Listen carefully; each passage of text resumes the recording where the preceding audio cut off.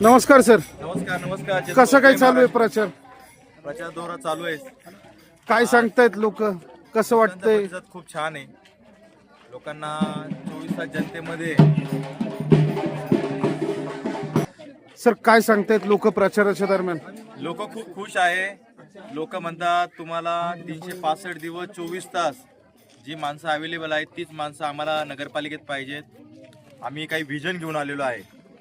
रस्ता, रोड, कचरा, घन व्यवस्थापन याच्यापेक्षा महत्त्वाचे मुद्दे काय आहेत? आज प्रत्येक घरामध्ये आरोग्याच्या समस्या आहेत. प्रत्येक घरात पाहिलं गेलं तर आज डेंग्यू, मलेरिया, आज डिलेव्हरीचे पेशंट्स, मोठमोठे आजार, NICU अवेलेबल नाही आहे, व्हेंटिलेटर रूम ICU जुन्नरसारख्या ठिकाणी अवेलेबल नाही आहेत. अशा खूप साऱ्या गोष्टींचे त्रस्त जुन्नरकर आहेत. सर्वसाधारण कुटुंबातून जेव्हा काम करत असतात 10,000 15,000 रुपये जेव्हा पगार भेटत असतो 2-2, 3-3 हजार रुपये माता माऊली गोळा करून ठेवतात. आणि जेव्हा घरामध्ये वर्षातून एकदा कोणी आजारी पडतं किंवा काय होतं तर ती जमा केलेली पुंजी ही पूर्णपणे दवाखान्यात निघून जाते. आणि आज जुन्नर शहरामध्ये अत्याधुनिक कोणताही हॉस्पिटल, सरकारी हॉस्पिटल नाही. जे आहे ते जिल्हा परिषदेच्या अंडर आहे. पहिल्यांदा पूर्वी नगरपालिकेचं त्या हॉस्पिटलवर कंट्रोलिंग होतं आरोग्य खात्यामुळं, पण आज ते पण राहिलेलं नाही आहे. सर आपण आत्ता ज्या प्रभागात उभे आहेत म्हणजे 4 नंबरमध्ये आत्ता आपण कुंभारआळीत आहे. इथं चुकून रस्ता पण सापडतो, त्याच्यावर काय सांगणार? कुंभारआळीमधले रस्त्याची परिस्थिती खूप वाईट आहे. ड्रेनेज लाईन प्रॉपर नाही आहे. ड्रेनेज लाईन करत असताना कुठेही कंट्रोल सर्वे केलेला नाही आहे. ड्रेन लाईनचा प्रॉपर उतार पाहायला गेलेला नाही आहे. रस्त्यामध्ये प्रचंड खड्डे आणि प्रॉपर साईड मार्जिन नसल्या कारणाने रोड इतके वाईट आहेत. बाजूलाच लेंडी आहे, जी प्लॉट्स आहेत, साफसफाई नाही आहे. प्रत्येक ठिकाणी मी पाहिलं ना झाडे झुडपे वाढलेली, त्याच्यामुळं मच्छरचं प्रमाण आहे, आजार पण वाढलेला आहे.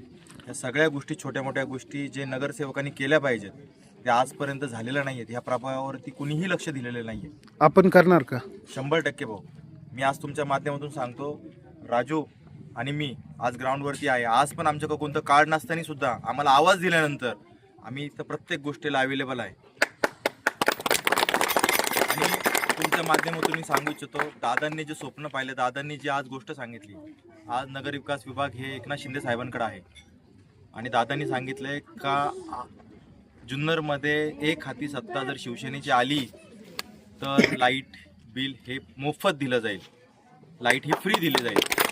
आणि अजून काही सांगितलं, ह्या ज्या वायरीचं जाळं आहे जेणेकरून जे प्रॉब्लेम्स क्रिएट होतात ते या सगळ्या अंडरग्राऊंड वायरिंग होणार, RCC रोड्स होणार.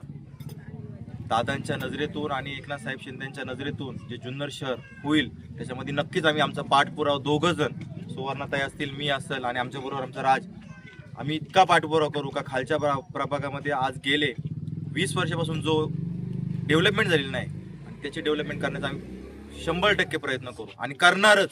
कारण आमच्याकडे कोणतं पद नसताना सुद्धा आज आम्ही बऱ्याच वेळा मंदिर असतील, रोड्स असतील, ड्रेनेज लाईन असतील याचे फंड आम्ही भांडून आणलेत. आम्ही फॉलोअप घेतलाय आणि तुम्ही तो पाहिला आणि तो फॉलोअप घेत असताना ते काम आम्ही उच्च दर्जाचं पण करून घेतोय. याची पण तुम्ही स्वतः ग्वाही देऊ शकता आणि जनता पण ग्वाही देऊ शकता. एकच वादा, एकच वादा. त्या चॅनलद्वारे आम्ही फक्त एवढंच सांगू इच्छितो का आज आमच्या जनतेने आम्हाला आशीर्वाद दिला तर आम्ही जनतेसाठी 24 तास अहोरात्र कष्ट करू आणि जनतेच्या सेवेसाठी उभे राहू. नाही का आम्ही कॉन्ट्रॅक्टर म्हणून तिथं जाऊ, नाही का आम्ही AC मध्ये बसून काम करू, नाही का आम्ही कुठेतरी पुण्याला जाऊन काम करू. आम्ही 24 तास दिवसातून कोणत्याही माणसाला, कोणत्याही मतदाराला, मतदार राजाला आम्ही अवेलेबल असू आणि त्यांची समस्या सोडण्यासाठी आम्ही तत्पर असू. आणि मी एकटाच नसून माझ्याबरोबर राज पण आहे. राजचं सामाजिक काम पण प्रॉपर आहे. आज त्यांनी आत्तापर्यंत जेवढे काही सामाजिक कार्यक्रमामध्ये भाग घेतलाय किंवा आरोग्याशी रिलेटेड जे राजूदाचं काम आहे ते एकदम भारी आहे. त्यामुळे आमच्या दोघांना रात्री 2 वाजता जरी फोन करायची वेळ आली तरी आम्ही फोन उचलतो. 3 वाजता फोन करायची वेळ आम्ही फोन उचलतो आणि मग पब्लिकसाठी आम्ही पब्लिकसाठी आम्ही जातो. तुम्ही चेतन भाऊ आमच्यासाठी इथं आलात, आमची ही दखल घेतली, त्याच्याबद्दल आम्ही तुमचे खरंच खूप मनापासून आभारी आहोत. धन्यवाद सर. ताई आपण पण आहात इथं, आपण काय सांगाल? आता भाऊंनी जे काही सांगितलं त्या सर्व गोष्टी करण्याचा पुरेपूर प्रयत्न केला. जाधव साहेब आपण पण आहात, आपण मागे बोलले होते ही लढाई धनशक्ती विरुद्ध जनशक्तीची, आत्ता काय सांगाल? नमस्कार.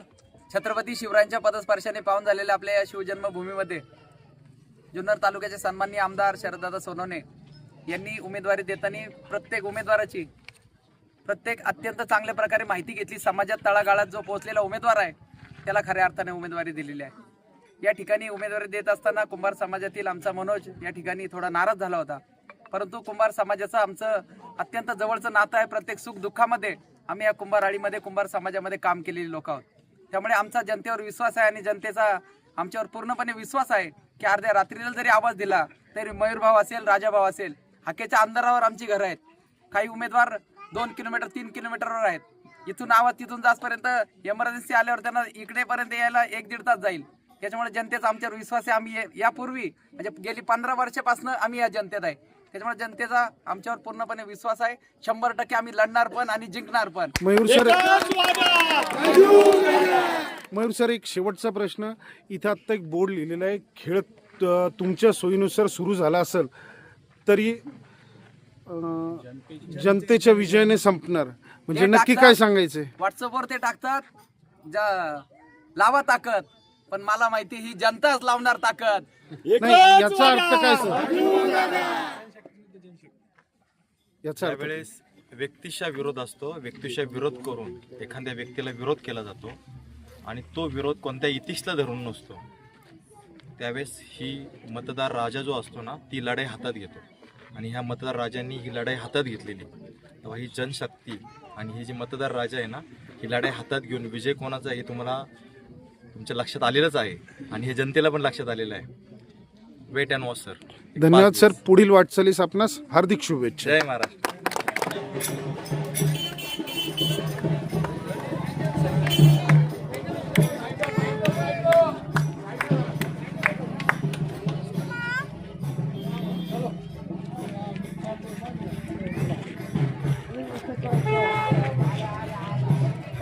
चला एकच दादा, मयूर दादा, एकच दादा, राजू दादा.